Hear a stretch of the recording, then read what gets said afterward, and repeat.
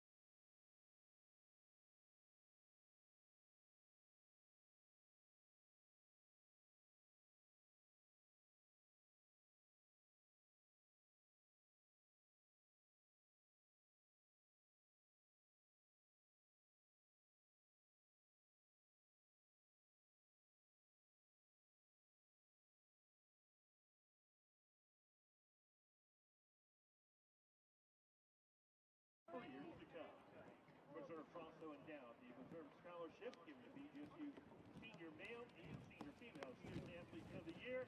And tonight, we have Central Star Game Hall as recognition for their continued support of the Falcons Club and Champion Circle members, supporting one student athlete's tuition fee each year. Happy fans, let's give a warm welcome to our Game Hall presenters, Lee and our sponsor.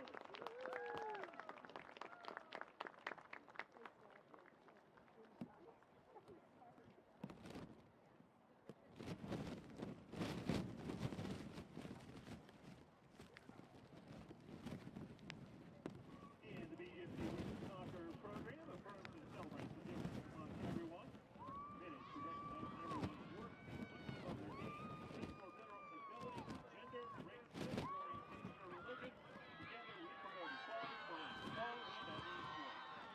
At this time, the women's soccer team would like to ask for a round of applause for all today's students and student athletes. For those who are marginalized. Hello and welcome into Cochrane Stadium tonight. 3 games left to go in Mid-American Conference play. Women's soccer winding down its final days of the regular season. Lucas Kleinmeyer, Brandon Lowe here with you once again. Pleasure to be here. It's a rainy evening, Lucas, but as we get closer and closer to the end of the season, the implications continue to rise each and every game. Yeah, like you said, 3 games left. It's like it's the last home game of this season, but I think probably the biggest storyline, Brandon, going into this game is actually not to do with the Falcons or the Chippewas. Probably a game that happened earlier this afternoon. Ball State, who was tied for first and ahead of Bowling Green by a point in the standings, initially lost 1-0 to NIU earlier this afternoon on a goal with a minute left to go. That moves Bowling Green to second right now as we speak, with Western Michigan in first at 5-3. So this is a big game, Brandon. If they get away with a victory against Central Michigan, they might move up to the top once again on the MAC, because it is so close right now. Just a couple of games left. A lot of the top seeds still to play each other yet this season. Bowling Green to Ball State going to take place on Sunday. But like Jimmy Walker talked about in his corner-to-corner segment this week, Bowling Green has to focus one game at a time. They have to take tonight's game first, deal with tonight, deal with the Chippewas, and then move on to Ball State. So this is a big factor, because when you look at those Mid-American Conference standing, while Bowling Green is in second, you look down the West, Central Michigan, they're in 9th. They've got to win every game for even a chance to be in the conference tournament. Yep, and they're going to be playing for their season pretty much tonight, and they're missing 14 players. Haven't traveled with this team tonight, including their lead goal scorer, junior Jenna Little. She has 5 goals this season, and she's not here this evening in Bowling Green. So this is going to need to be a team win for Central Michigan. They want to pull off this massive upset. But for Bowling Green, like you said, you just got to take it one game at a time. Any coach in any sport will tell you you don't want to rely on other teams in any sport. So if Bowling Green's got to take care of what they got in front of them, especially tonight with Ball State Sunday, and the next Thursday when they play NIU to finish off the season. And you mentioned Central Michigan traveling a smaller roster than what they would run with at home. Bowling Green, they're going to have to do it once again for the second straight game without Isabella Gilmore. Yeah, Isabella Gilmore. Pretty sure she played almost every single minute for this Falcons teams before missing.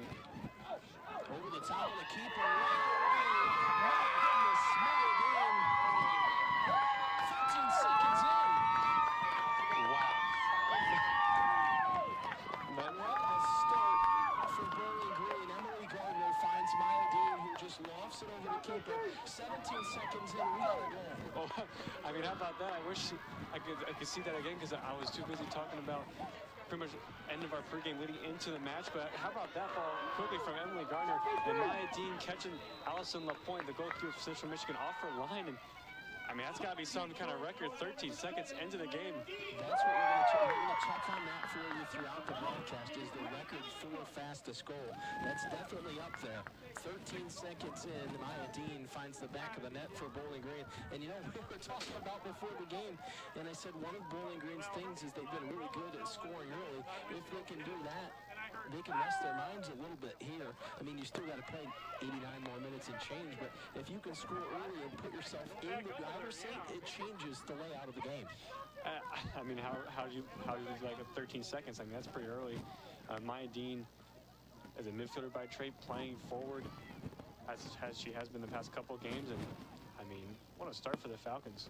And we haven't even gone through the starting lineups yet. I was just getting ready to do that, and all of a sudden the ball is going into the back of the net. So take a look at the starting lineups now for Central Michigan. Lauren Walker, Cece Minetti, Lily Wilson, Megan Skolton, Jocelyn Zimmerman, Ashley Sinaki, Matilda Moline, Claudia Musig, Rachel Jackson, Brooke Carroll, and in goal, Allison LaPointe. For Bowling Green, we'll go with Emily Gardner, Riley Clark, Maya Dean, Katie Cox, Bryn Gardner, Taylor Green, Lexi Serwin, Mackenzie Whitman, Ellie Poole, Christine Erdman, and Madison Vukas. I think it's also important to mention they're both playing 4-3-3 formation. For the Falcons, obviously they've switched between a 4-3-3 and a 3-4-3 a lot. They've been pretty flexible. Another giveaway from Central Michigan.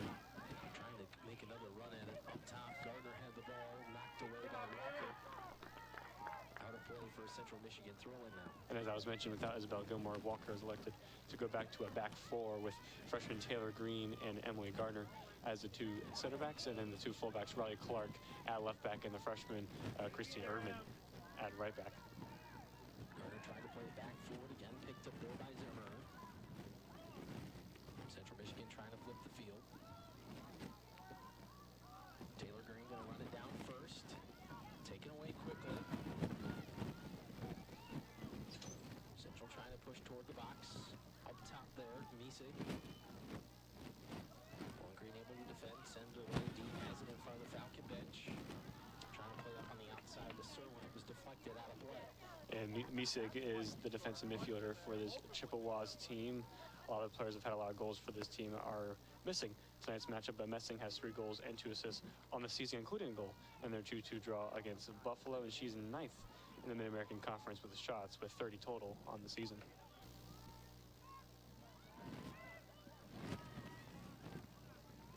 Dean on the outside, plays it forward. It's going to be cut off on the inside. Serwin trying to get it back, but a foul called there.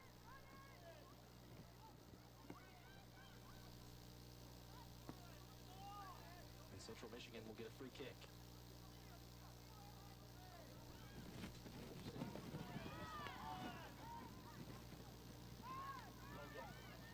Ball forward at the feet of Siniak.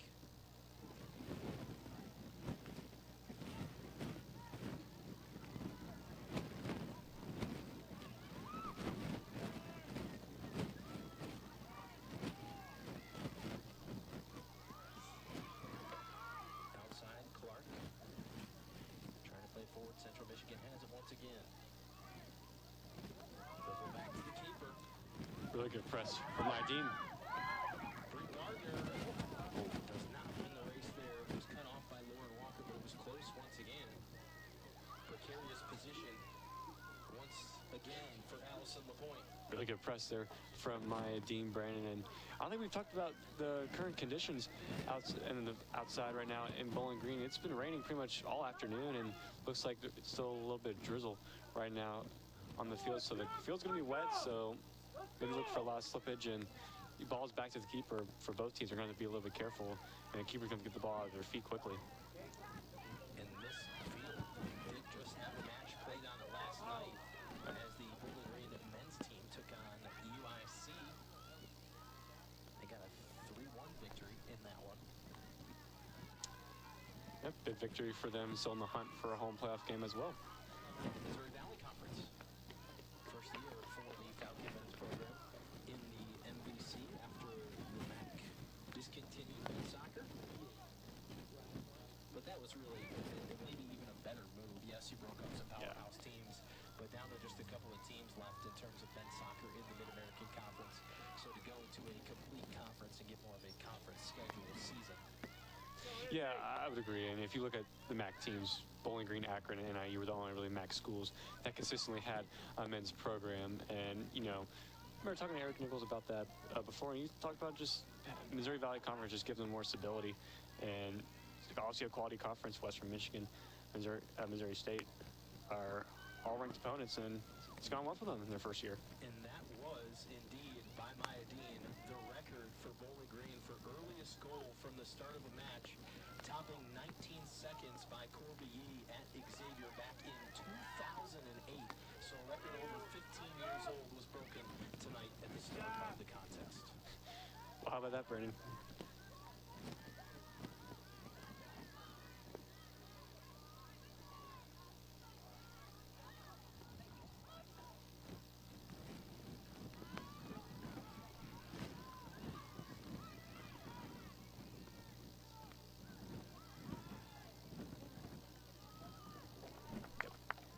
save there from Madison Lucas. Down low to collect that one. Jimmy Walker has elected to go this season with Lucas and Berg, splitting time 45 minutes of each in each match. It's the first time we've had to mention Lucas's name tonight, making her first stop. As Serwin couldn't hold that one, now Messing.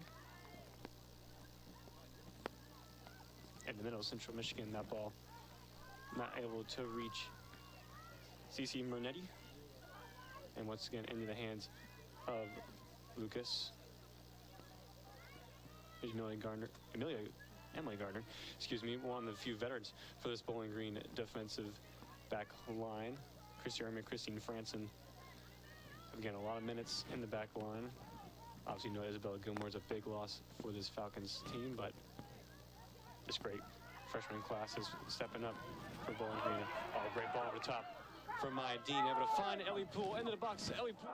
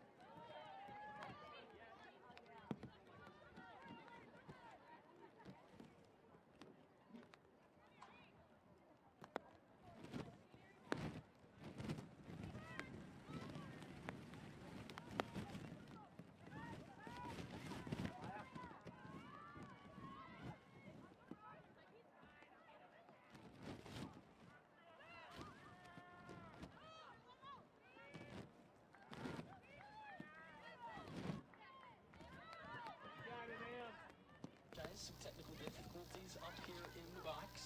Bowling Green leading Central Michigan 1-0 here in this one. Third to last game of the Mid-American Conference regular season. Bowling Green ball defeated Gardner before it's knocked away by Rachel Jackson. Clark will continue it downfield. Taylor Green now forward across midfield. Finds Maya Dean. It was Dean that scored the first goal for Bowling Green, breaking a record back from 2008. Fastest goal at the start of a match for Bowling Green. 13 seconds. Always good to see a little bit of history. We're an honor to see that and be a part of the call. Maya Dean, such a fantastic player and playing out of position up top, but finding the goal. I mean, we were still trying to transition out of our pregame and then the kickoff, and then able to step up there and get the opening goal. And like we said, it's Falcons have done a really good job this year striking first, and when they do, they usually tend to hold on for all 3 points. Bowling Green, of course, every game important in terms of possibly hosting the Mid-American Conference semi and championship rounds. Lucas makes a save there from the wide side of the field. I believe that was off.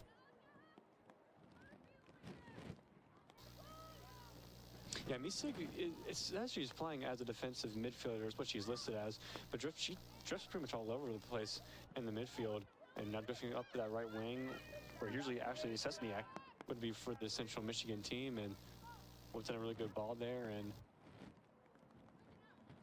we still don't know how the field conditions are since it's been raining pretty much majority of the day. We haven't seen too many slippage yet.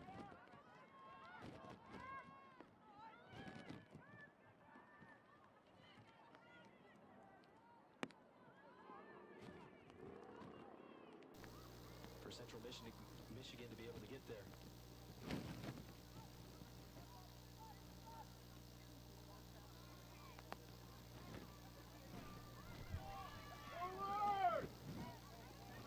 Backline once again for Central Michigan.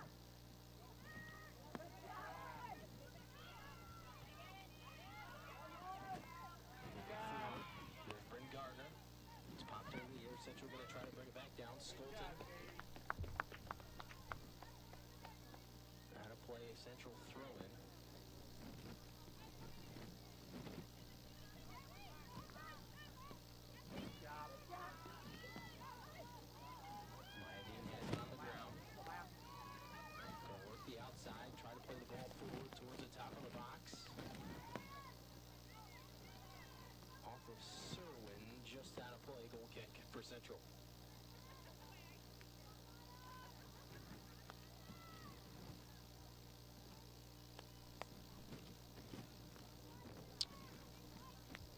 So here's the point.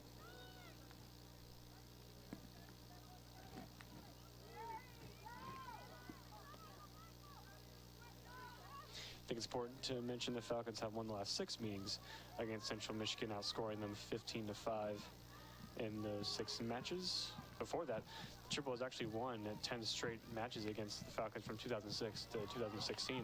Here's Clark, Poole into the box. Central Michigan, Cesniak able to keep it away. Chippewas trying to build up. There's Katie Cox. Foul called there against Cesniak. And it'll be a free kick for Bowling Green. First real hard tackle of the match, and it goes in favor of the Falcons. A little bit interesting. Obviously, without Isabella Gilmore, she stands over these set piece opportunities. Now you see Emily Gardner going to be the one to take this. Over the top, off the head. Crossbar. She puts it back.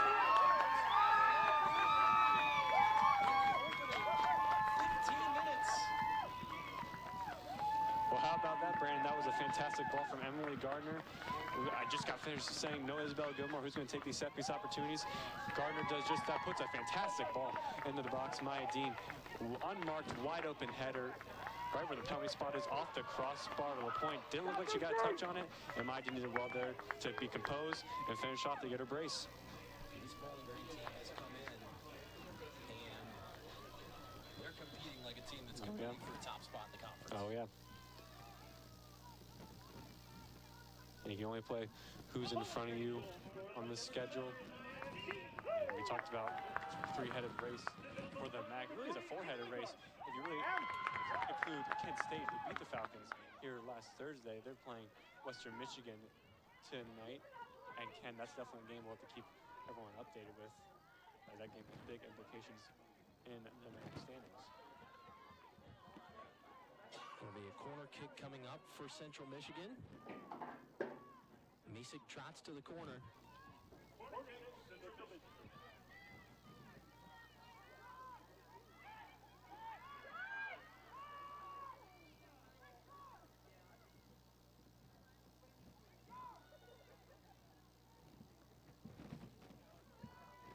In the box, right now, Lucas.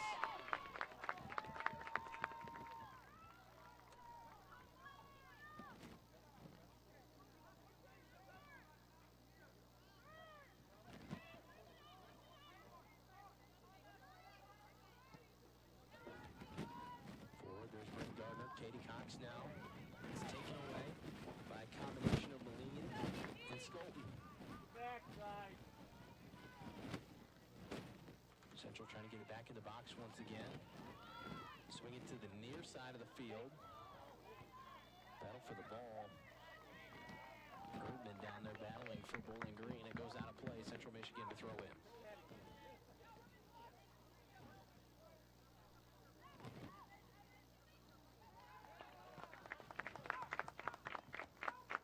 It'll be a goal kick.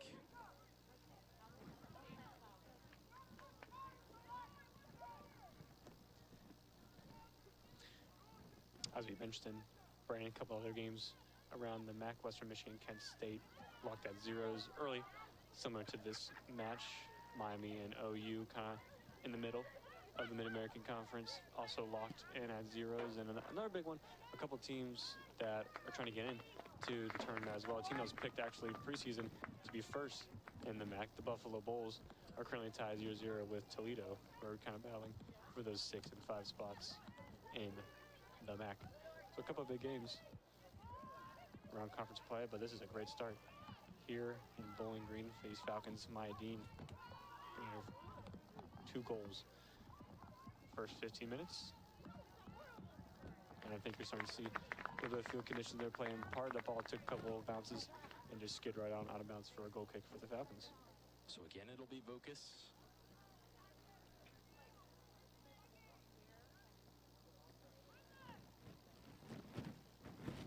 Just short to Green.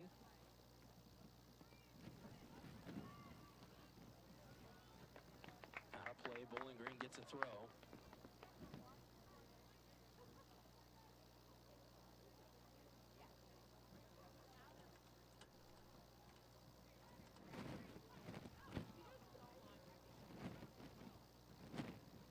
Riley Clark.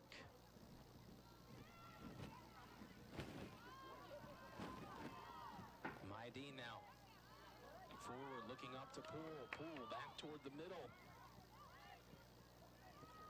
Up to Katie Cox, knocked away. Serwin was after it, but Central able to play it away. Now with some room back toward the middle of the field. Katie Cox closes and takes it away from Jocelyn Zimmer. Oh. Nice look there from Cox. Just couldn't find Brent Gardner there on that run.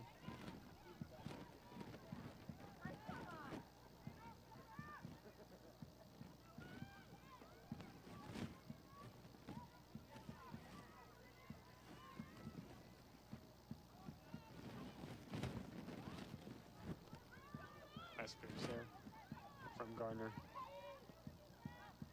Middle of the field, outside now it's Jackson. Brent Gardner able to get back. Ortman tries to play it forward. Katie Cox able to keep it in. Last touched. Maya chips. Rachel Jackson. There you go. Bowling Green forward, middle of the field. Here's Dean. It's going to be sent away quickly by Sesniak once again. Falls just inside the lines. Gardner going after it. Undercut by Skolton. And a ricocheted off. Back off of Meesing. Cox to Dean. Dean back to Erdman. And there's something really good with Maideen, Brandon, since she's a midfielder by trade, playing as a forward. She's only playing as a false nine a little bit. And a false nine as a striker means you check back into the midfield very often. And Maideen's done that a lot. It's very good, able to use her body, able to maintain possession if the Falcons give them an outlook up top, and able to spray passes back to Cox and Ortman and Serwin or anyone in the midfield for the Falcons. And they really look for Gardner and Poole on the wings, since both players have a lot of pace. Offside the call.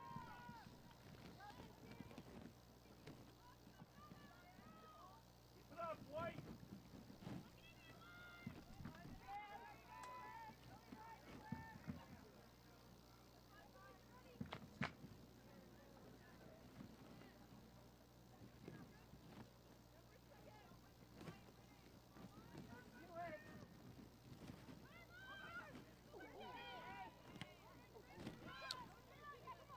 Central Michigan just trying to get something going in the midfield here. Cox, Ortman, and Serwin done a really good job nullifying any sort of rhythm Central Michigan have had in the midfield. And able to earn a foul is Serwin, and good to see her back out on the field. And the last time me and you, Brandon, called a game, she did get was off the field hurt, and we didn't know if it was a broken nose or one injury, but it looked like she had a cut above her eyelash, and she was wearing a mask out there, but it's good to see her back on the field.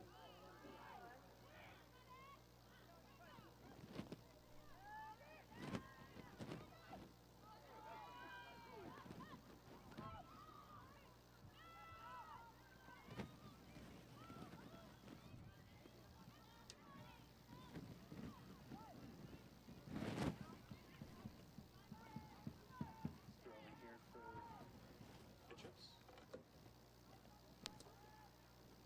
Central Michigan still looking to get their first real opportunity on goal. Had a couple crosses into the box that fell and into the hands of Lucas. Nice ball in the middle there, but nice.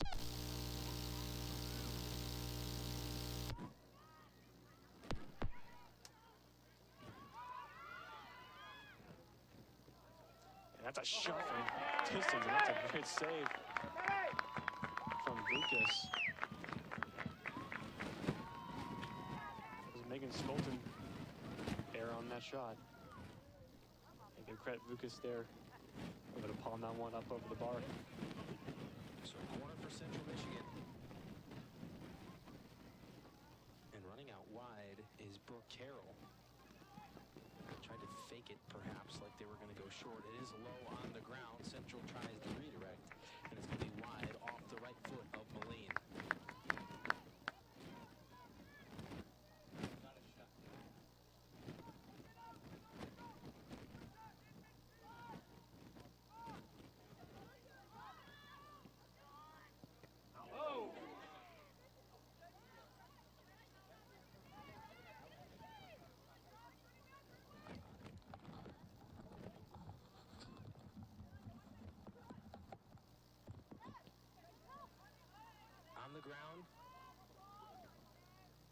Gardner forward. Serwin there, back to Ortman. Off one of the Chippewas. Katie Cox puts it forward. Gardner trying to get there, cut off by Walker. Out of ball once again for the Falcons. Erdman take this throw. Her and Green will soon to become the locked-in freshman in the starting 11. Good turn there from the freshman. Low point comes out to collect that one. Total of 65 saves on the season.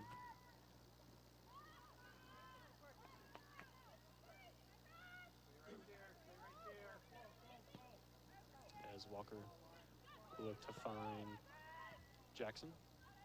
And missed clearance there initially from Gardner. Now she will clear it away to be out for Central Michigan throwing.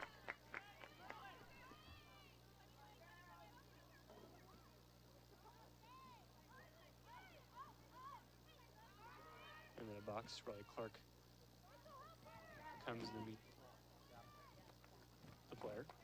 Be out for another throw-in.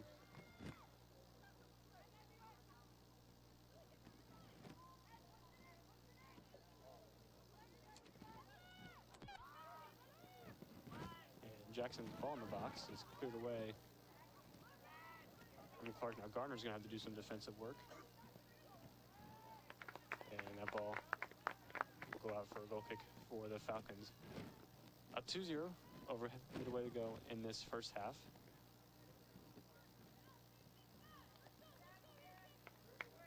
Lucas will take her time with this one. Falcons 7-5-2 on the season, 5-1-2 in conference play. That 0-0 tie at Buffalo. Good point on the road with this Falcons team. Ball cleared up, Ortman over the head of Ortman.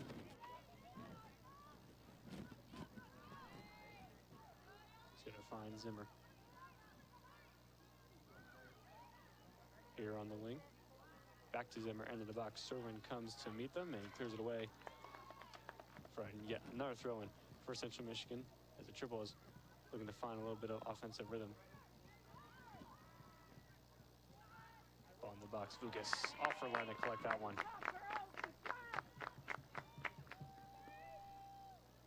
Little score update around the MAC. Buffalo takes a 1-0 lead over Toledo. Leah Wingender has the goal for the Bulls in that one.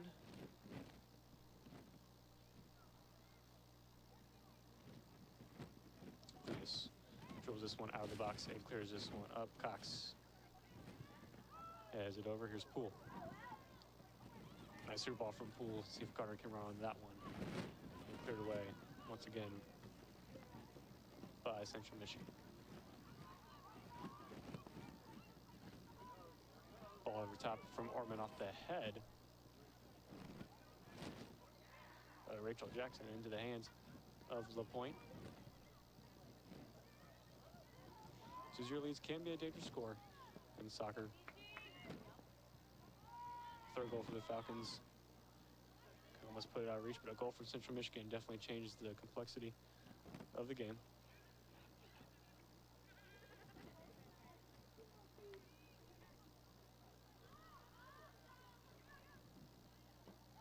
Giveaway there from Szczesniak.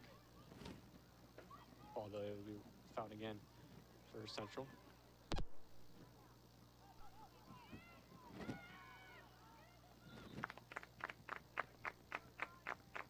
Green there, able to win that duel. Out for a Falcon throw-in. Haven't seen any subs yet from Jimmy Walker, but looks like he's about to make 3 subs of his own. From my eye view, looks like Christy Franson is one of those subs. Get ready to come on in for the Falcons.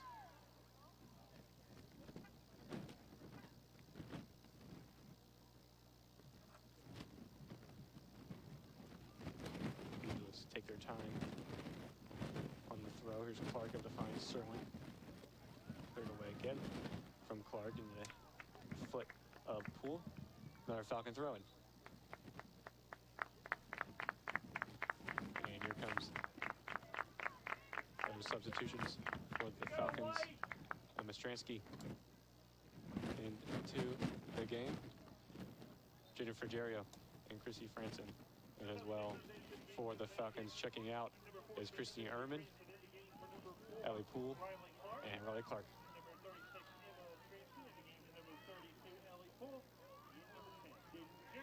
Mastransky, another one of these freshmen that played a lot of minutes for this Falcons team. Frigerio, spot starter for this Falcons team. Looks like she'll be called for the foul there on Moline. And then again, into action, the junior defender. Misig will take this cross. And once again, we'll find the hands of Lucas. And that's really all been the opportunity Central Michigan's had so far in this first half in those long crosses. But Lucas has done well to collect.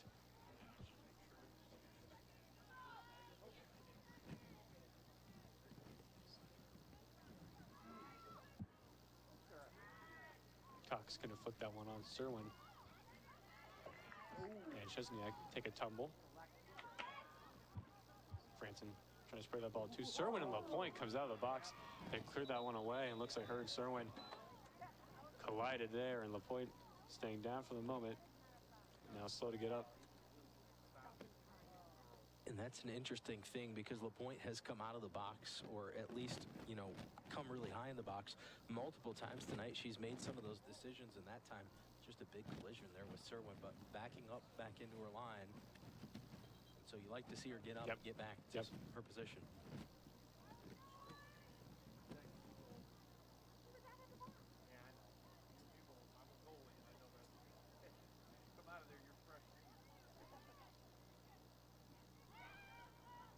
Ball back in play.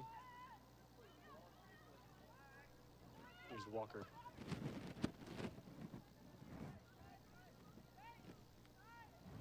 Good to have you back, Brandon. Sorting through technical difficulties, but we made it. And so now we are hopefully A-OK for the rest of the 60-plus minutes of action here at Cochrane Stadium. Ball in the middle of the field. Battle there between Jackson and Katie Cox. Skied high, back line. Central able to get one touch. Bowling Green after that. Serwin forward, over toward the corner. Bowling Green making a run at it. Stransky over there alongside Lily Wilson.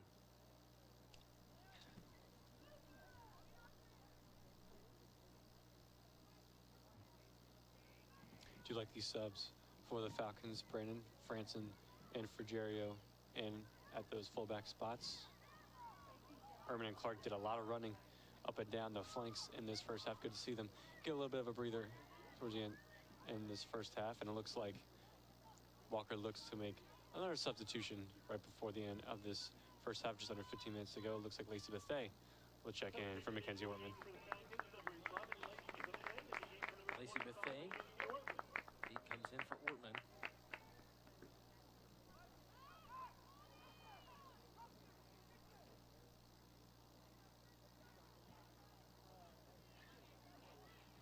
Central. Back across the middle. Walker. Up through the middle. Taken away. Central to get it right back. Right at Stransky. Both players hit the ground there, both Stransky and Skolton. How to play a BG throw-in.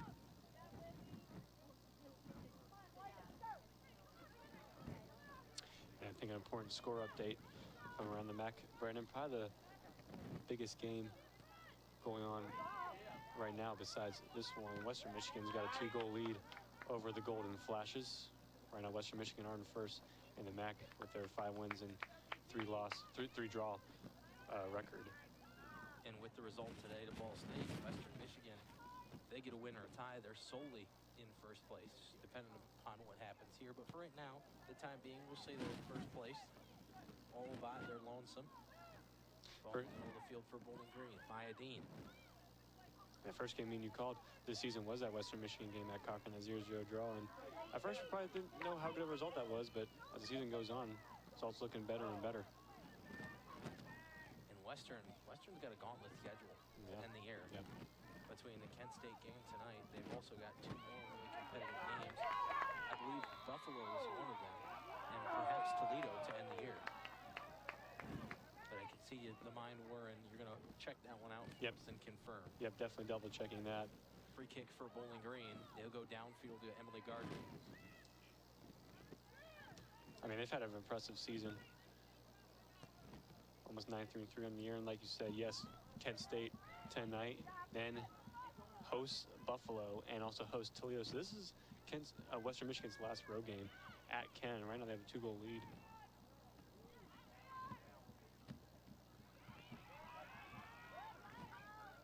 All batted around. Stransky to Dean. Downfield, here's for Jerrio.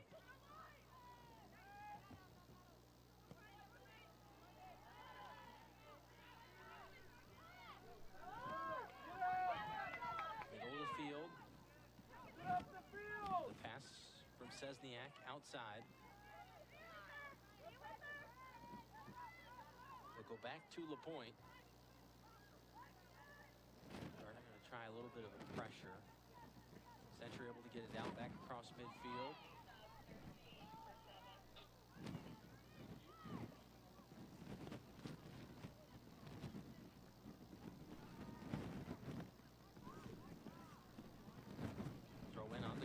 Central Michigan. Bowling Green takes it away. Franson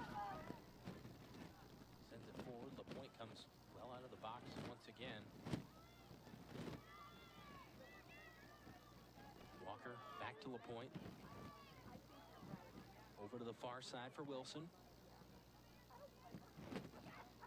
Up through the middle. Marnetti. Wanted to go outside. Here come some substitutions for Bowling Green. Lizzie Boltnick and Taylor Kenna coming on. Nice to see Kenna back onto the field. Brandon, haven't seen Kenna if I'm correct, the past couple of games. Taylor Kenna's played in 2 matches this year for Bowling Green. Bench there. 10:30 just under to go in the first half.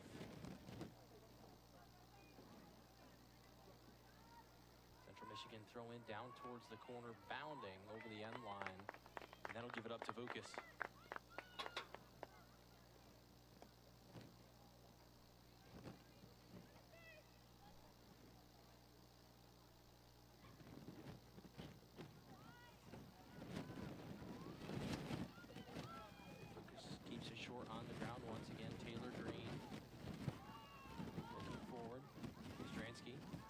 On the ground, Sesniak took it away.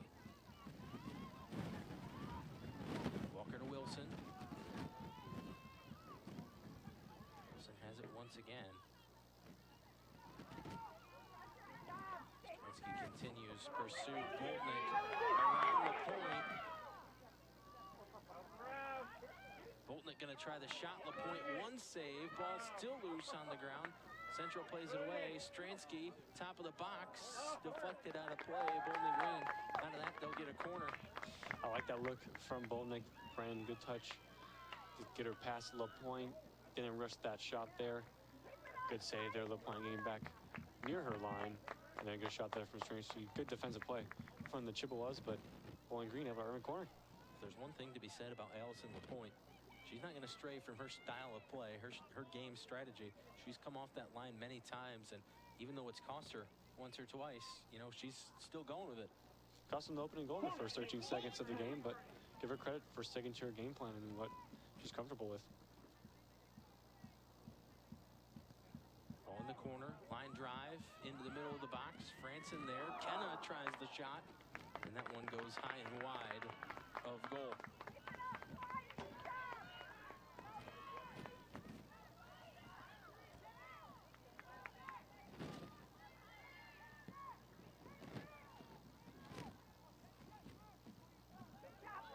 Wilson there. Foul going to be called, I think, in the direction of Lexi Serwin. Come on, Jeff! Eyes up! Switch the field! Wilson gets it away from Stransky. Up through the middle, Franson. Green right there as well. Ball in the middle of the field. Cox. Over to Franson. Rolls out of play. Central will throw once again.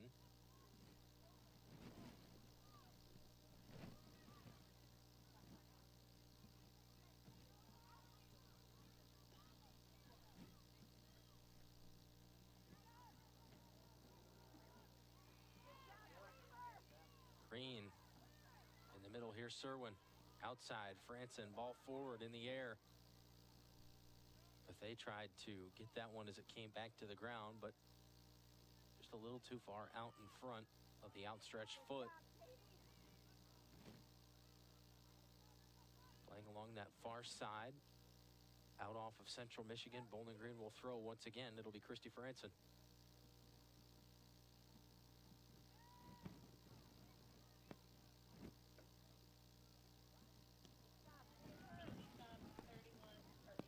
Ball through the middle. Stransky trying to redirect outside for Bethea. Serwin steps up now to Bethea. Looks like the rain has resumed action here.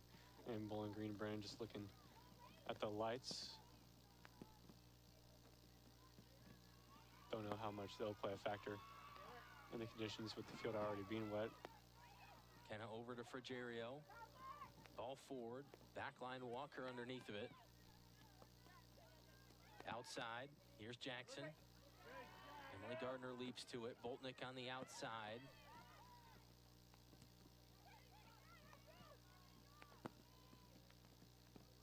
And the rain has picked up significantly here in the last 2 minutes or so. You can see it at the top of your screen up near the lights.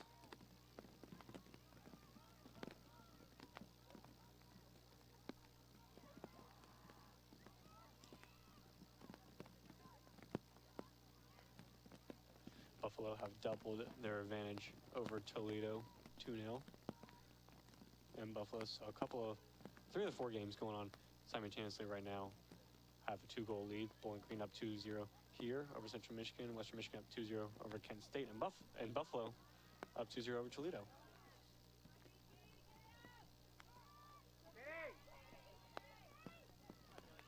Taylor Kenna up through the middle. Still with some green space. Ball forward. Bethea trying to get around Carroll. Bethea on the outside. Makes that cut back toward the middle of the field. On the ground. LaPointe scoops it up. Nice work there from Lacey Bethea. Good decision making, dribbling inside the box, unleashing that shot. Good save though from LaPointe.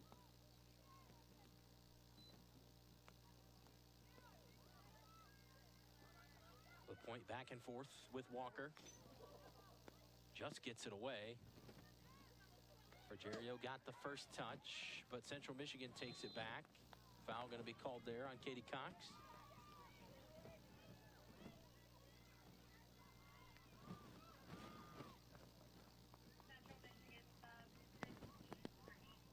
Here's a free kick for Central Michigan, Claudia Miesig.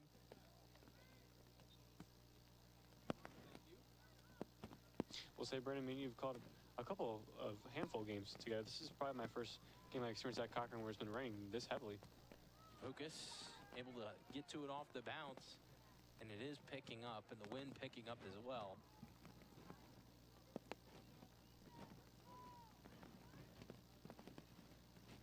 Which also could potentially mess with some connection issues on our end as well. So we appreciate you tuning in tonight. We know it hasn't been the easiest listen between the weather and the technical difficulties, but hopefully we got it figured out now, and you can enjoy the remainder of this Mid-American Conference showdown here between Bowling Green and Central Michigan. Central at the top of the box, trying to turn one on target, but Taylor Green, a nice job defensively for Bowling Green. That was a fantastic challenge from the freshman Taylor Green. Just sloppy at the back for Jero.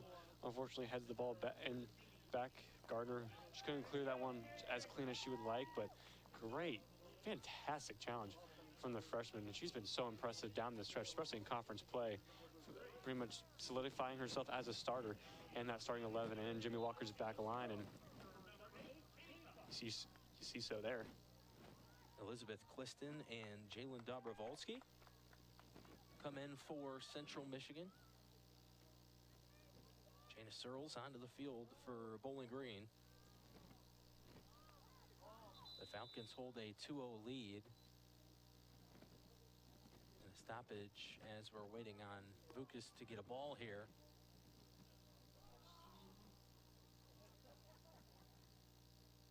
And two came in at the same time, so they'll get one back out on the far side while they set this up. 2:48 to play here in the first half.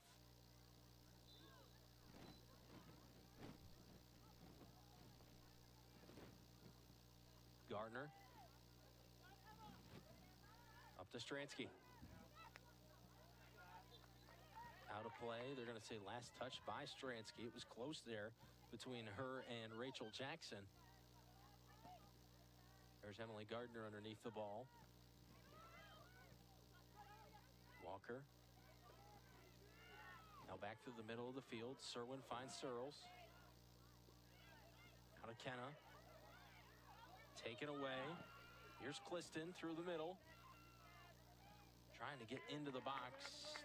Took a shot, but it went off the knee of Serwin and out of play.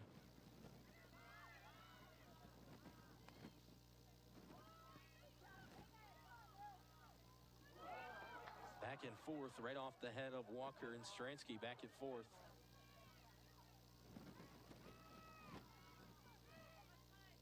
Wilson has it on the ground.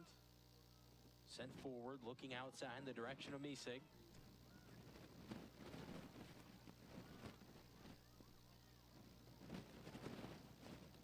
.90 seconds to play in the first half. Into the box. Vukas underneath of it.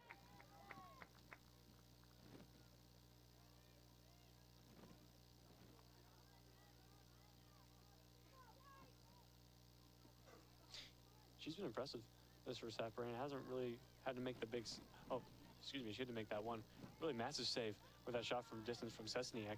She had pushed that one over the bar, and pretty much outside of that, she hasn't really had to make too many big saves. A couple of times coming off her line to collect, but that save was huge.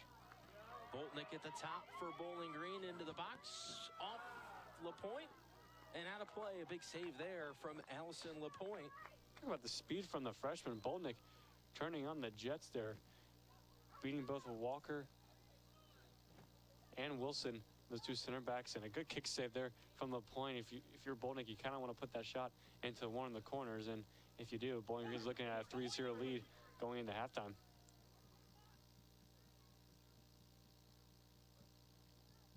Corner kick for the Falcons. Backside in the air. Kenna got a piece of it, but out of play it goes. It'll be a goal kick for LaPointe, but that will likely be how the first half comes to a close here from Cochrane Stadium. LaPointe will just drop it on the ground, and that will be the way the first half indeed does come to a close. Through all the weather and the technical difficulties, we appreciate you sticking with us here on WBGU. Bowling Green leads Central Michigan 2-0 at the break.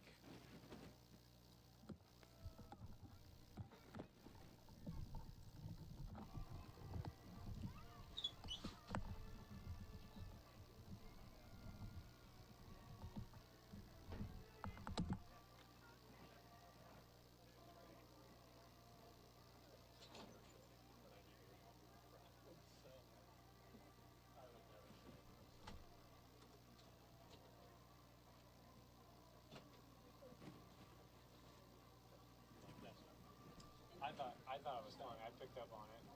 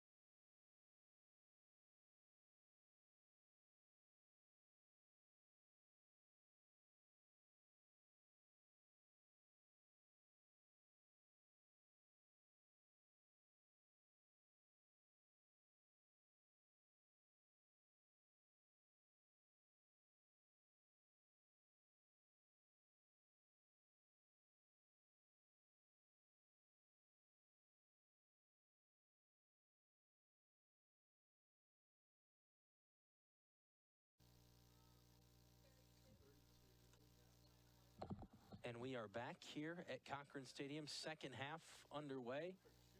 And the rain has continued to pick up. Brandon Lowe, Lucas Kleinmeyer with you here. Bowling Green leading 2-0 over Central Michigan right now. The first of two being the new record for fastest goal at the start of the match, scored by Maya Dean. 13 seconds in, breaking a record from back in 2008.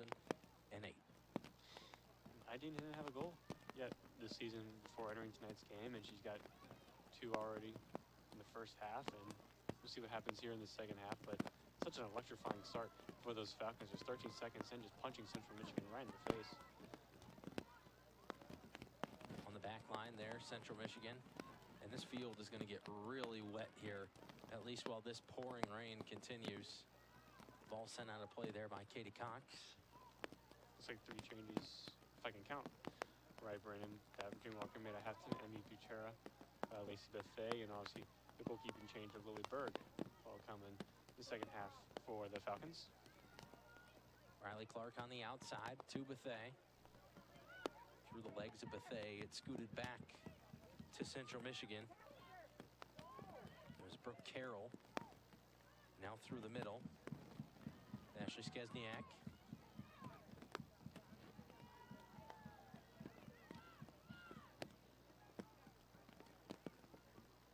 Fridman to throw for Bowling Green.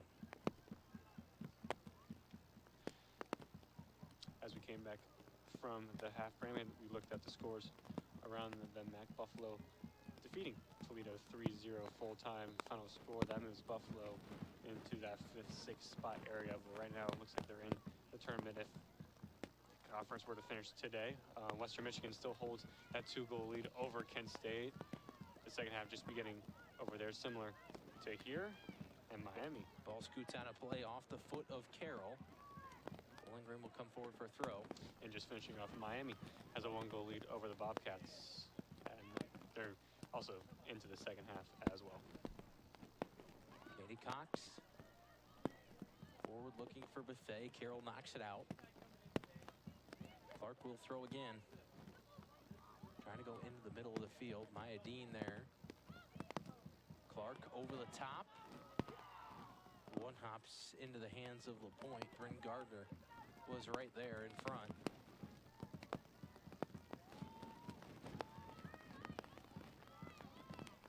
Far side of the field. Here comes Erdman out of the back. This ball coming across. Deflected away by Wilson. Out to Clark now. Gets it around the defender. Into the middle, looking for Dean. It comes back to Clark. Buffet cuts inside this time.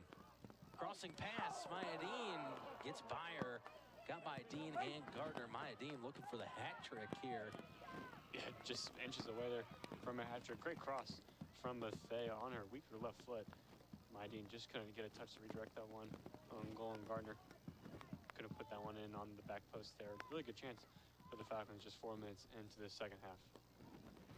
There have been 10 hat tricks in Bowling Green women's soccer history.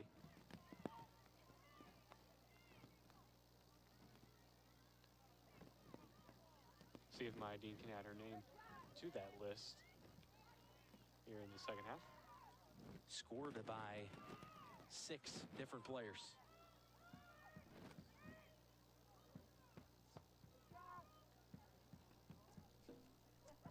Lily Berg with the ball in hand.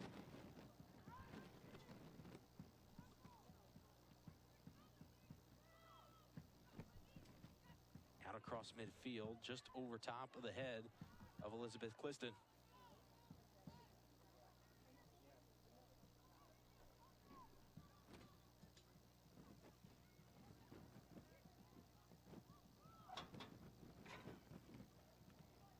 I think you're seeing the rain play a little bit of a factor early in the second half. A couple of long passes have not came off the foot of the Bowling Green player. We saw Ortman there. Just kind of scout that ball up top, but immediately, as I'm saying that, Emily Gardner is able to put a good ball through to Gardner, but just a little bit too far.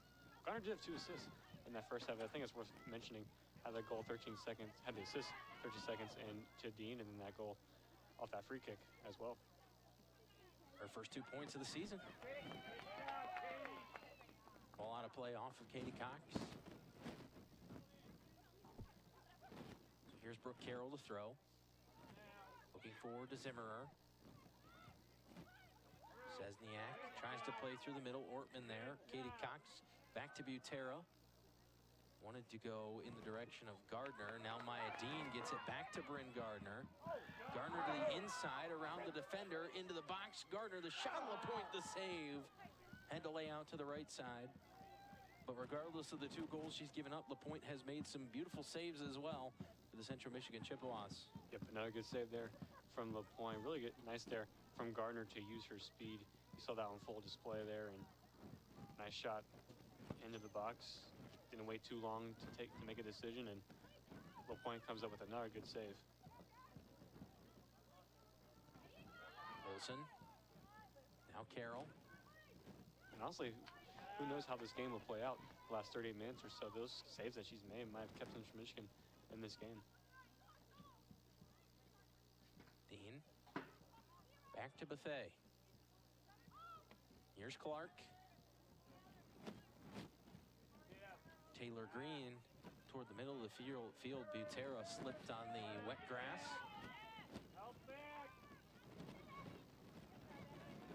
Still working with it before the pass forward was Skolton. Katie Cox tripped up. The whistle blows. Foul going to be called on Szczesniak. Taylor Green will get a free kick here for Bowling Green.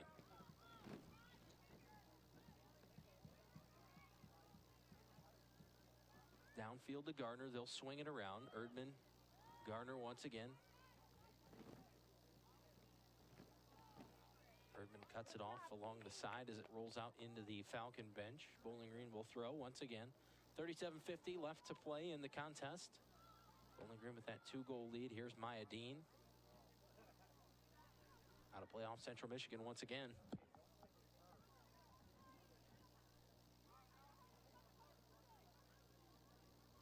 Throw goes back to Dean. Downfield, Emily Gardner tries to put one up through the middle. Ortman steps to it. But on the other side, so does Misig. Yeah, they're really impressed with Misig tonight. Brandon, she's been pretty much all over in the midfield. She's supposed to play as that holding defensive midfielder, but she's drifted out wide at times this game, and definitely been the most effective player for the Central Michigan team. She's really the only player available tonight for the Chips that have contributed to the stat sheet this season with 3 goals and 2 assists. Of course, Misig is one of the players that has done something that we have seen become more and more common over the last handful of years, and that's played for more than one Mid-American Conference school, having played for Northern Illinois prior to her time at Central Michigan. Szczesniak in the middle, back outside to Zimmerer. Ortman takes it back for Bowling Green. And a pretty easy whistle there as Zimmer had a handful of jersey of Mackenzie Ortman. That'll be called every time. Clark over to Gardner.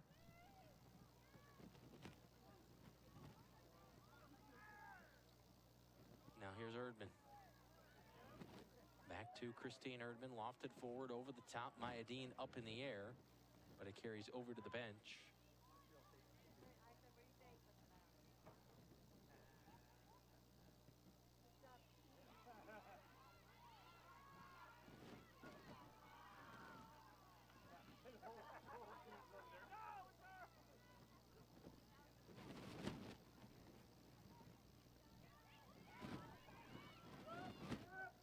Michigan working up through the middle, ball on the outside. Clark going to get there first, but closely in tow with Zimmerer. Now ball on the outside. Zimmerer has it turned back toward the middle. Dangerous spot. Berg with a diving save and out squirts the ball. Zimmerer going to get another chance at it. And finally, Bowling Green, Taylor Green clears it away. And now back across midfield, courtesy of Katie Cox. I mean, what a save from Lily Berg. Definitely her first piece of action this second half. Dabrowski had a good shot there. I can't believe that really snuck by the Bowling Green defender, but nice save there from Berg to get down to her left to make that save, and I believe she kicked that one away as well after a little bit of a rebound.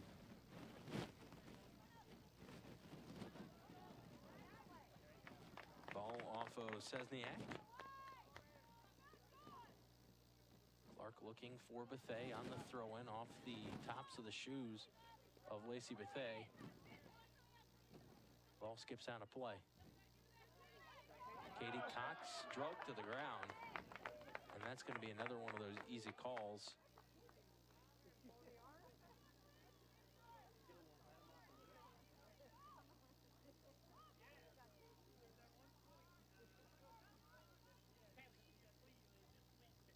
Already 2 assists tonight for Garner. See if she can get a third. And Jimmy Walker really pleased with how much Emily Gardner has improved and what she's been able to contribute to the team so far this season. Here's Gardner with the ball once again. Sends this one back in. LaPointe makes the save. I mean, how about that? And you never know in this type of conditions with the slickness of the ball and all of the elements. Here's Maya Dean in pursuit of LaPointe as she gets it away. Far side to Walker, back into the middle, Sesniak. Yeah, Dean almost picked off LaPointe early in the first half after she scored her first goal. Bowling Green made it really hard on Central Michigan to get this ball away from that 18-yard box. Come on. Stay on her, Em. Right. In the middle of the field. Skolton. Forward. All the way out top. Erdman.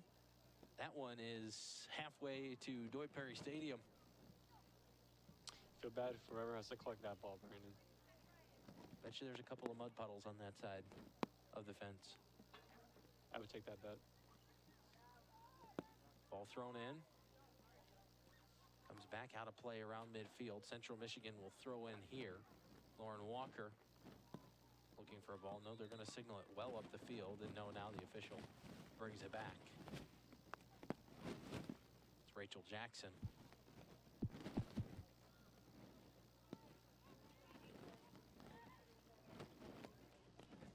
Back line, Wilson. Sesniak.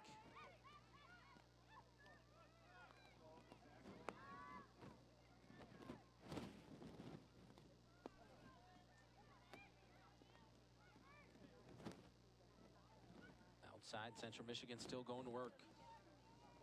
With possession, Cliston. Here's Katie Cox for Bowling Green. Cliston again. Downfield. Erdman now. The back and forth game here. Middle of the field, now it comes to Zimmer. Ball outside.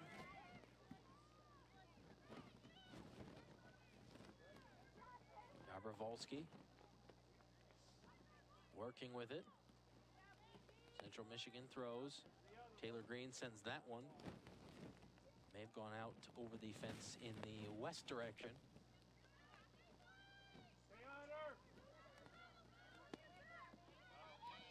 Nice move there from Sesniak. Going to put this one on target, and Berg makes the save. Yeah, good cross there from Sesniak, and really dangerous cross. No one able to get on the end of that. Lily Berg able to collect that one. Berg. 3 dribbles and sends this one well across midfield. Sesniak able to get to it first. Here's Katie Cox. Maya Dean calling for it up front. Top of the box. And who is this off of? They're going to say, I believe, off of Brooke Carroll. So it'll be a corner for Bowling Green. And Bowling Green going to make some changes. Lexi Serwin and Ellie Poole come in for Maya Dean and Katie Cox. A little bit of an interesting substitute there. Serwin from Cox, kind of like for like. Poole from Dean. Little change up top. Butero. And too far back. That one ended up on top of the netting. Now under 30 minutes to play. Stay on him, White.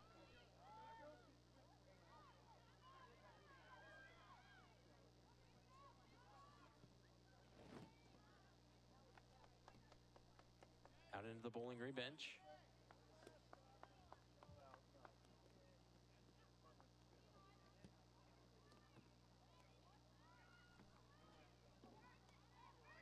Back towards LaPointe. Poole's going to make a run after the ball. Wilson into the middle. Sesniak to Walker. Walker into the middle. Serwin is there. Soft touch to Ortman. Outside, here comes a run from Bryn Gardner. Can she keep it in? Yes. Back toward the middle. Into the box. Still on the ground. Lacey Buffet. Goal number 3 for Bowling Green. And that's all Bryn Gardner there, Brandon. Keeping that ball in play from the touchline. Getting almost to the corner. Serving that one into the box. Central Michigan couldn't clear that way, and Lacey Buffet, right place, right time, smashed that one home. 3-0 Bowling Green, and 20 minutes left to go. Might be all she wrote. The second goal this season for Lacey Buffet. Her first goal since Detroit Mercy. Yeah. And Buffet's done a really good job up here. Kind of role this year's been kind of off the bench spark. She has started a fair amount of games this year, but she's really taken her role and ran with it. It's really good to see her back on the score sheet. 11th goal in the career of Lacey Buffet.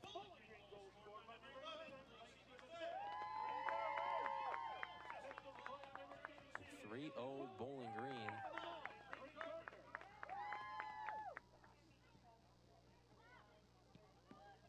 Emily Gardner.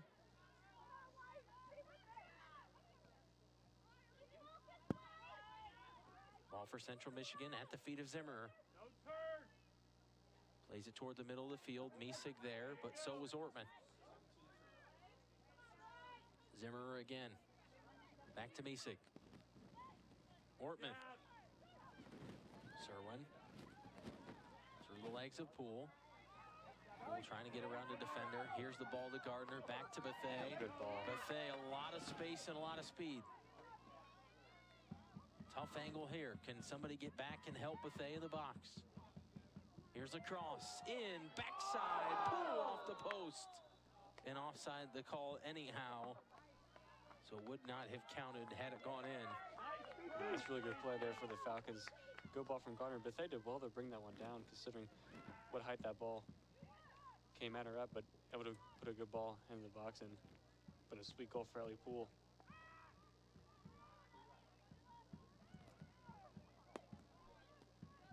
And you know it's a good crossing pass, especially when it can find the head of one of your shortest players on the team in Ellie Poole. Not sure how many headers Ellie Poole scored in her collegiate career, but definitely would have been one of them if she wasn't offside, just by hair. Just didn't quite see the angle on that call, but would have really had the nail in the coffin. The Falcons could add a 4th goal. Boltnick and Kenna come in.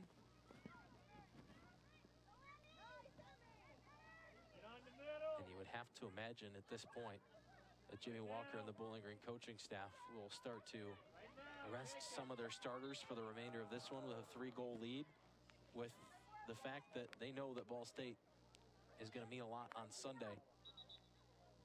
Even if Western able to win the rest of their games for the rest of the season, they'll have the one, but the competition for a first-round bye still remains for whoever is able to clinch 2nd place.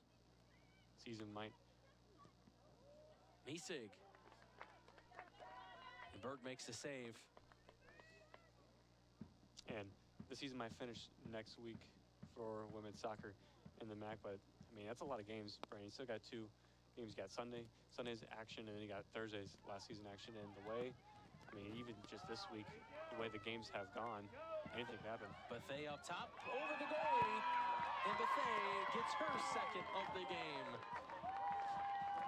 comes for kind of just a broken play. Nice ball over the top for the Falcons. Really just poor defending from Central Michigan, but Lacey Bethea, they're relentless in her pursuit and the press and just chips that one over the point for her brace. But her and MID now getting 2 goals on the night.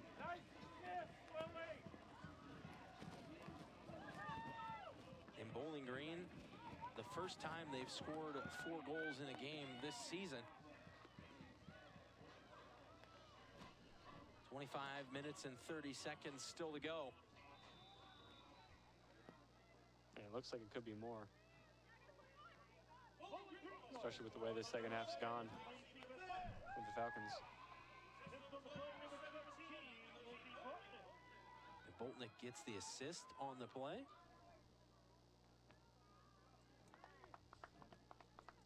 And the largest margin of victory so far in the Mid-American Conference this year was a 5-0 Ball State victory over Buffalo back on October 8th. And I think if you asked a lot of people before the season started, they would not pick that game for the largest victory for a team this season, considering those two were the MAC championship game last Here's season. another crossing pass into the box. LaPointe makes the save. Because considering that was the MAC championship last season, I don't think many thought that game would be as lopsided as it is, but hasn't been as good of a season for Buffalo as I think the Bulls would have hoped for, but they're in contention to still make the tournament. Green to Clark, Clark to Kenna, back outside to Clark. Buffet now works through 2 defenders. Boltnick calling for it into the box. Boltnick just missed it, and it was offside again.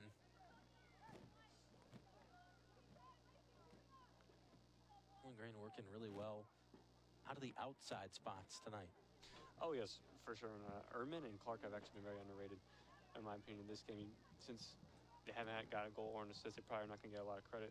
But they've been covering a lot of ground this game. And, you know, even for Jerio, I mean, their substitutions that have came in those spots have also played well as well. And especially on the wings with Gardner and Bethea, especially the second half, they've been deadly. And Bethea's gotten 2 goals the second half as well.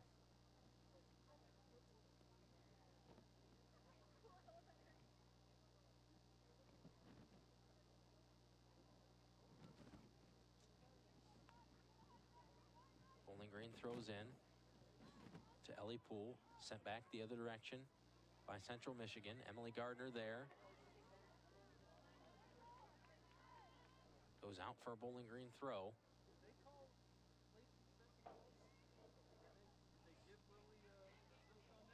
Erdman forward. Down to the ground went Poole. Butera trying to get back in there for Bowling Green. Outside Central Michigan swings it to Zimmerer once again. Zimmerer trying to play it forward. Here's Clark. And Bethea knocks it out. Central Michigan going to go ahead and make a change. As Lauren Walker checks out, Libby Van Wagner comes in. And Wagner, the redshirt junior out of Jackson, Michigan.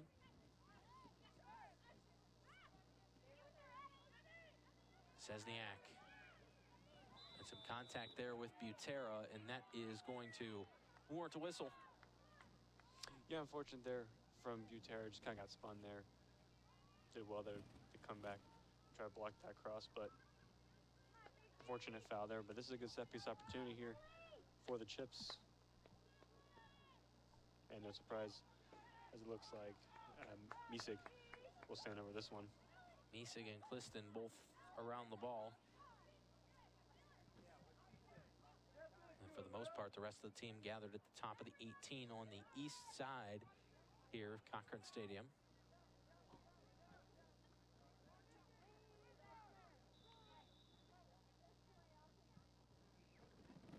Misig at Berg, and right into the breadbasket of Berg, who makes the save.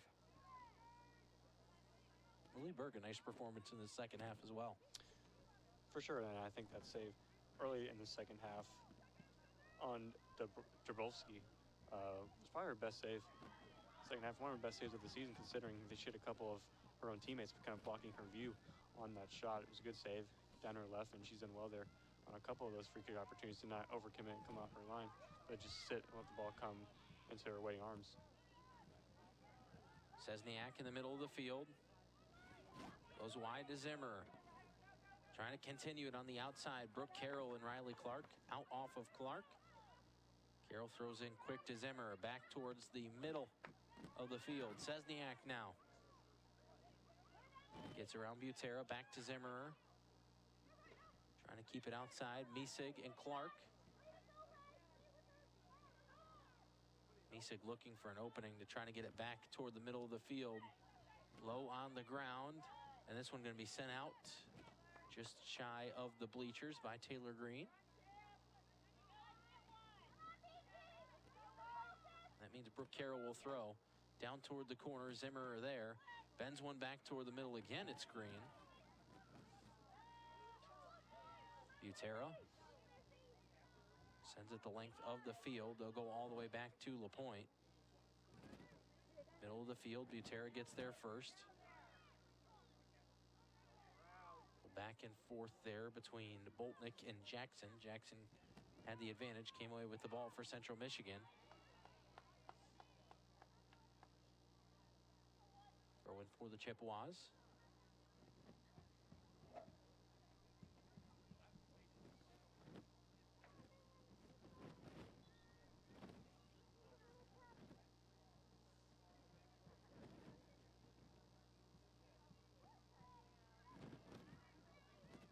Ball in.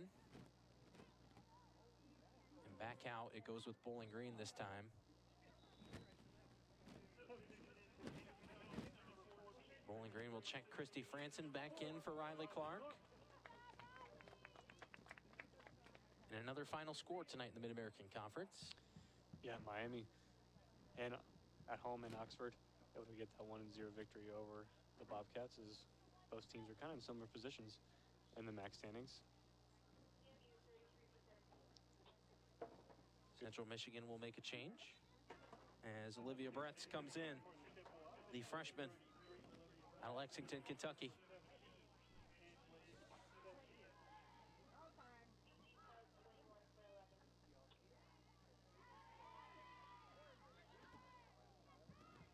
Boltnick outside,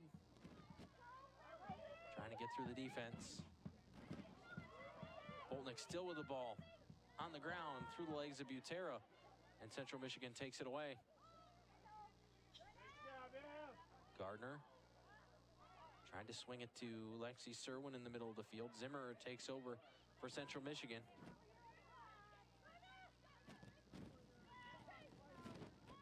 Ball forward over the top. Taylor Green on the end of it. Buffet slips along the side just after she had kept the ball in. Taylor Kenna. Actually, the first bad slippers we've seen this game. Zimmer back toward the middle. Gets it right back. Here's Kenna. On the outside, can Buffet get there? Yes. Now a lot of green space to work with. Buffet up the outside, cutting back toward the middle. Carroll in pursuit. Buffet gets around a defender, and that one skied well away. I mean, she's been on fire this second half, taking that ball, doing hard defensive work all the way back in the Falcons' defensive third and drilling that one up about 50, 60 yards there. Unfortunately, took a heavy touch there into Walker, but I mean, give her credit. I mean, she's been great getting the start in the second half, getting 2 goals and just being a pest for the Central Michigan defenders. Ball rolls back to Berg.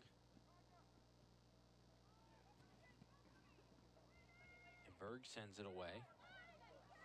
Serwin near midfield. Little contact there with Skolton. Taylor Green.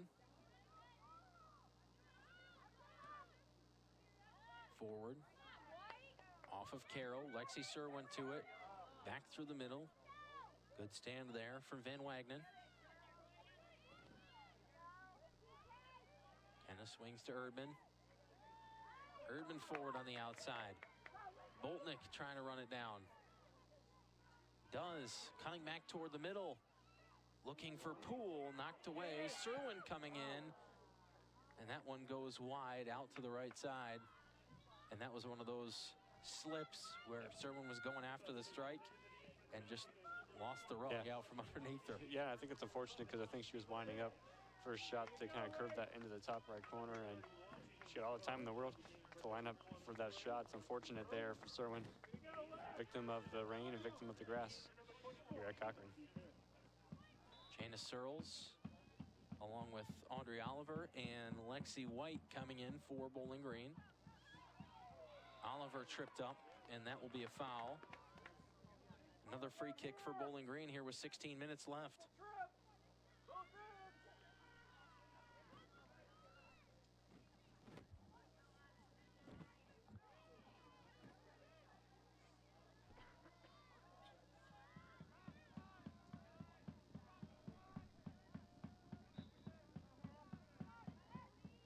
Emily Gardner.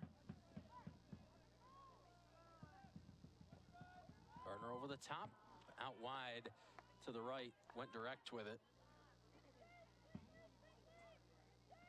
Emily Gardner's had a really good night for Bowling Green. 2 assists back in the first half.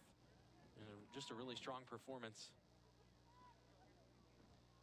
Definitely one of the players of the game for the Falcons, and you know, having 2 assists on the game is all good and well, but I mean, so far a clean sheet for the Falcons, and that's what they're asked of her as a center back, and especially without Gilmore, she's had to step up. And the back line full of a lot of freshmen, a lot of first years. I mean, she's really important to this team, and she showed that tonight, not only getting 2 assists on the offensive end, but as a leader in the back as well. Taylor Green to Taylor Kenna. Forward just got over the knee of Lexi White. Here's Boltnick, gives to Kenna.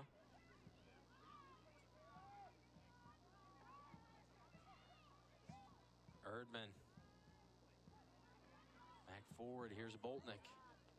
To Kenna once again. Giving up, Zimmerer. Stepping around Franson. Looking forward, Taylor Green there. Ellie Poole for Bowling Green. Ball knocked away by Carroll. Back to Zimmerer. It's Searles taking it away. Gets around one defender. Ball forward, outside. Boltnick running after it, but too much on it. Carries over the end line. Yeah, it's a good look there from Searles. Just didn't quite have the angle on it to find Boltnick, but good run. And overall good play for the Falcons, just a little bit too much juice on the pass.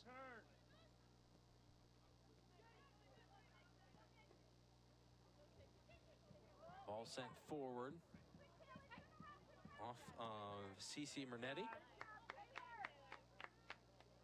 Mernetti slipped, but before the ball went out of play, it was touched by Bowling Green.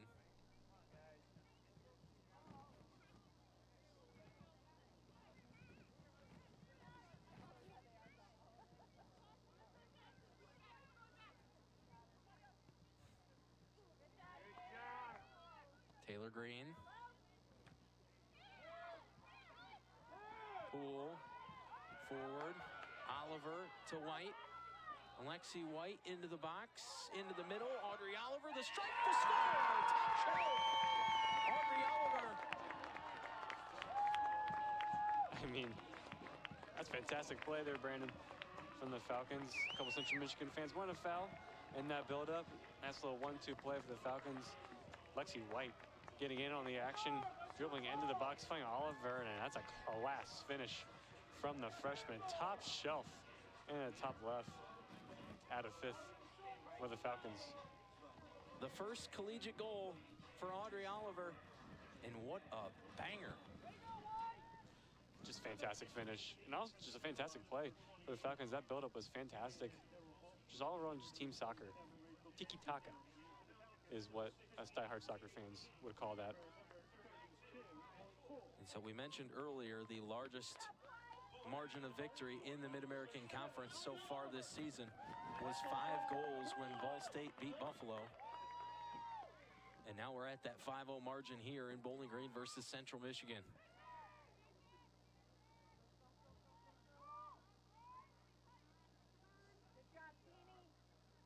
Ball on a play off of Christine Erdman.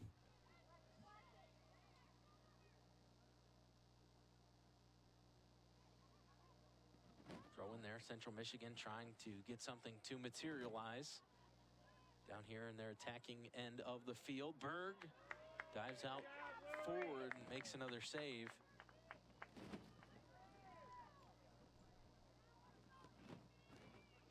And the Western Michigan-Kent State behind this game in time by a couple of minutes, but Western still out in front of Kent State 2-0 in that one. All played away back forward. Oliver trying to get it back to White. It's all going to come down to the last game of the season, isn't it, Brandon? and that's one of the things that Jimmy Walker talks about. Anybody can beat anybody on any given day. And I think a perfect example of that was Northern Illinois beating Ball State earlier this afternoon. But we've seen it before. 2021, that season that Bowling Green ended up hosting the Mid-American Conference semifinal and final here. They won their last game of the year. I believe it was against Toledo. And then they had to wait for the result of, I think, the Ohio and Kent State game. It was discussed up here early in the box. And that one, they needed a draw to be able to host here at Bowling Green, and it happened. The team found out shortly after they had just won their match here at Cochrane, and that was an incredible thing for Bowling Green, just to be able to watch the players' reactions as they found out that they would be able to host that tournament once again for the 4th season in a row at that point. Ball out of play. It'll be a throw in for Central.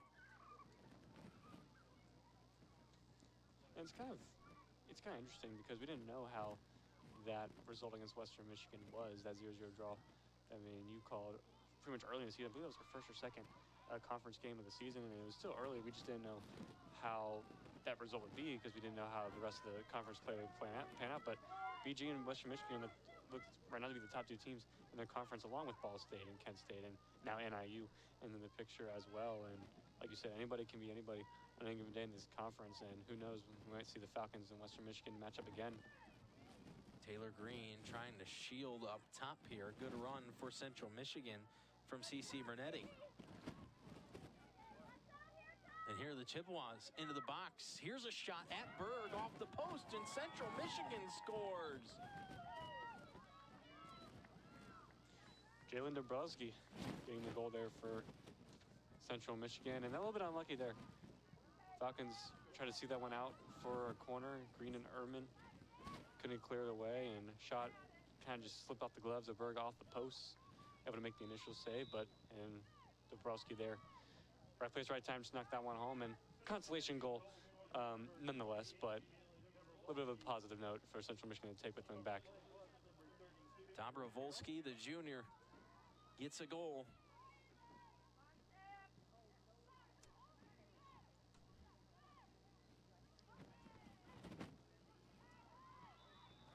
A lot of play off of Central Michigan. So 5-1, Central Michigan adds a goal late. Under 10 minutes to play. Obviously, the Falcons really wish they got back-to-back shutouts in conference play. They did have a stretch where they had 4 straight games where they pitched a shutout. That was when they beat Toledo 2-0, had that 0-0 draw against Western Michigan, 1-1-0 over Akron, and beat the Bobcats 2-0. And for a good moment there, defense was winning them these games.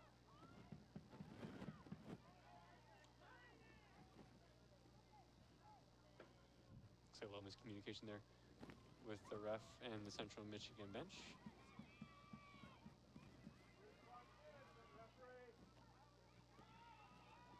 Ball on the outside here for Bowling Green. Back into the middle, Lexi White. It goes out of play, and that'll give the ball up to LaPointe. So if all stands here in the waning moments of this game, the last 8 minutes here, and the last 13 minutes or so over in Kent in the Western Michigan game, the standings would look like this following the game. Western Michigan at the top with 21 points. And an opportunity there for Bowling Green, but LaPointe gets to it. Western Michigan at the top with 21 points. Bowling Green would be just behind with 20. Following them would be Ball State in third after the loss today. They'd have 18 points. Fourth would be NIU with 16, followed by Kent with 15, and Buffalo with 15 as well. And Toledo has 13 points on the outside looking in. It's amazing how this conference shapes up. I mean, a couple weeks ago, we would have looked at that last game of the season, the Falcons hosting NIU, and kind of think it might have been easy 3 points. But now, NIU currently fourth and could host a tournament game, and that's going to be a difficult game for the Falcons. They got to not only get through a result against Ball State Sunday, which I'm sure a lot of Falcon fans, not just soccer fans, a lot of sports fans around Bowling Green are going to have their eyes on that game. And then they got to finish off the season Thursday against NIU, and who knows what that could mean. That could be for the conference on Thursday. And in terms of the last two games, I mean, you look especially at those bottom four teams, and then even Toledo on the outside looking in. You got the top teams as the ball goes toward the top of the box here. Green turns it away. You got the top teams competing to host and or receive a bye in the first round. Here's Audrey Oliver with it for Bowling Green. Back forward, around. Here's Boltnick. 2-on-1. Can Boltnick get it back toward the middle? On the ground, Lexi White. Back out to Boltnick, trying to put it over the top. And Central Michigan takes it back away. Plenty of space to turn the field here. But you have the top teams competing to host and get that first round bye. And then you have the bottom couple of teams. They've not only got to be worried about, would they love to get a bye? Yes, but they've got to keep themselves in position because Toledo's going to be hungry, just a couple of points out, trying to get in down towards the end of the season. Off of White there, LaPointe picks it up. But that Buffalo team in the sixth spot is the next game for Western Michigan. I think it's a game a lot of Falcon fans got to keep their eye on, because Western Michigan still hasn't lost yet in conference play, and it looks like they're going to probably get this result against Kent State. If they do, they have 6 wins and 3 draws on the season in conference play. Here comes Searles trying to get through two defenders, does get it outside to Boltnick, offside the call.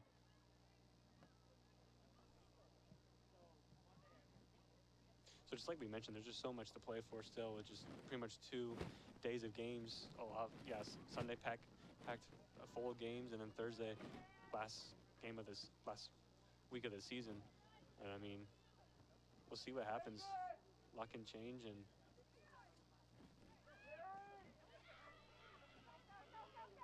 Oliver gets to it around Carroll. Oliver went down, Carroll got it back. Middle of the field, there's Kenna. On the outside, it will skip out of play. And one of the things that Jimmy Walker talked about on Corner to Corner this week was the schedule for Buffalo. They beat Ohio State in the non-conference portion of the season, but then they went through a tough stretch, and now they're coming out of it. They beat NIU 2-0, scoreless against Bowling Green, that 0-0 draw, but they've scored 5 unanswered goals as they beat Toledo tonight. They beat Toledo tonight 3-0. So that's a Buffalo team that they're full steam right now, headed into that Western Michigan matchup. I mean, they got a tough remaining schedule. Western Michigan, and then home against Kent State last game of the season. That could be for a home playoff game in the tournament. And I think it's also worth mentioning, Buffalo tied the Central Michigan team this season 2-2. And we've seen the Falcons put 5 goals on them, and pretty much going to walk away with a 4-goal victory if all things see out here with 3 minutes and 48 seconds left. But I mean, it's a funny conference. Momentary pause in the action as Bowling Green athletic trainer Luke Bachbrader comes out onto the field. I believe it's Jana Searles, and Katie Cox is going to have to come back on. But you mentioned there for Buffalo that those last 2 games between Western Michigan and Kent State could be for a home playoff game or for a home playoff game. It could also be the difference between being in the tournament or being at home. Yeah, I mean, there seems to just be a good. Everyone is really close, especially the top 4. We said the top is kind of before the monster with Western Michigan, Ball State, Bowling Green, and now NIU joined the fray. But Kent State is right there in 5, and like you said, Buffalo is in that 6th spot. Who's to say Toledo doesn't knock Buffalo out in that 6th spot? So really, it's kind of going to be an odd team out. And we have to talk about everything mathematically, all the possibilities, and even statistically, with the win tonight, Bowling Green is not yet locked into the tournament. Yeah. So the only team after tonight that will know for sure that they're going to be playing postseason conference soccer is Western Michigan if they get the result, if they get the victory tonight over Kent State. And I mean, we're projecting, but a lot would have to go wrong for the Falcons team to not make the playoffs. But the possibility mathematically exists. It's there. And for Toledo, they have got a tough remaining schedule as well. They've got Kent State and Western Michigan flipped in reverse of what Buffalo has. So it kind of goes back to what you're saying, and kind of that those 4 or 5 teams kind of in the middle of the MAC are kind of all playing each other the final 2 games of the season. So, I mean, we'll just have to see how everything plays out in the next week. Ball rolls out of play. Last touch by Central Michigan Zimmer. Franson will throw. 3 minutes to play here from Cochrane Stadium. Bowling Green has this one well in hand.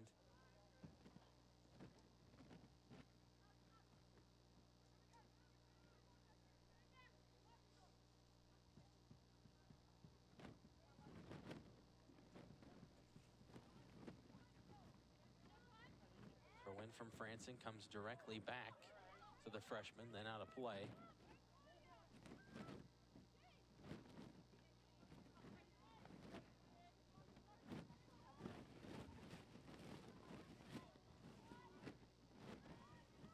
Boltnick back to the ball here.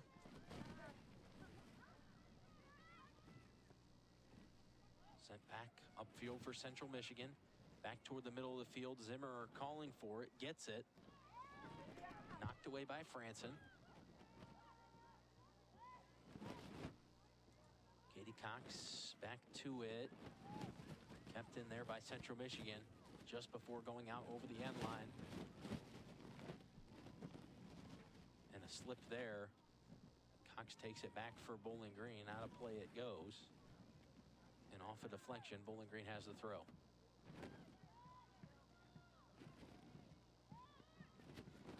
Forward through the middle of the field. White outside to Boltnick. Good ball forward here. Stepping in the way is Wilson.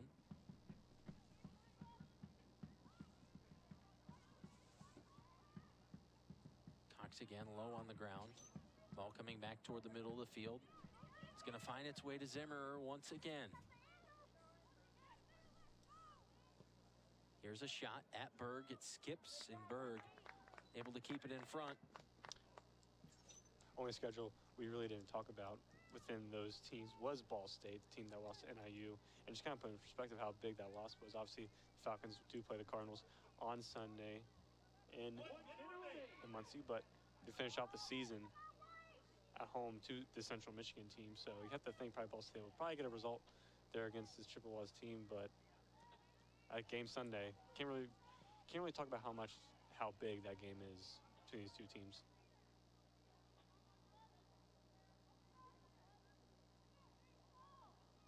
And excuse me, because I stand corrected. My math was off there momentarily. I got all the points right, but after tonight, Bowling Green, if they do get the win in the last 30 seconds, which we're assuming they will, you know, they will as well be locked into postseason soccer. So whether it's the 1 through 6 seed, they're going to be in there somewhere. So Bowling Green tonight clinches a postseason tournament berth. And I think Jimmy Walker is going to be happy with his performance, Brand. Just overall, a complete performance with Dean getting the fastest goal in Bowling Green women's soccer history, 32 seconds in, getting a brace later on in the half. Emily Gardner, just fantastic defending and getting a couple assists as well. Elizabeth Faye just electrifying in that second half, getting a brace as well, and securing that 5-1 victory. And a result, they just kind of took care of business. Just good all 3 phases from the forwards, midfields, and defensive. So I think it's going to be a result that Jimmy Walker and the Falcons are going to be happy with. Indeed, a good result for Bowling Green tonight. For Central Michigan, they fall 5-1. And we talked about the top of the conference. Central Michigan will have 6 points, so they'll fall to 10th in the Mid-American Conference standings, and that means that they will not be playing postseason soccer. Unfortunate for a Central Michigan group this season. But Bowling Green, a 5-1 victory tonight. We appreciate you listening through all of the elements, the wind, the weather, the technical difficulties here in the booth. But thank you for joining us here at WBGU for another Falcon Media Sports Network production of Bowling Green Women's Soccer. The Falcons get the 5-1 victory tonight. It's going to be a fun final 7 days. In Mid-American Conference women's soccer, that'll do it for us here tonight. For my partner Lucas Kleinmeyer and our entire crew, I'm Brandon Lowe, saying so long.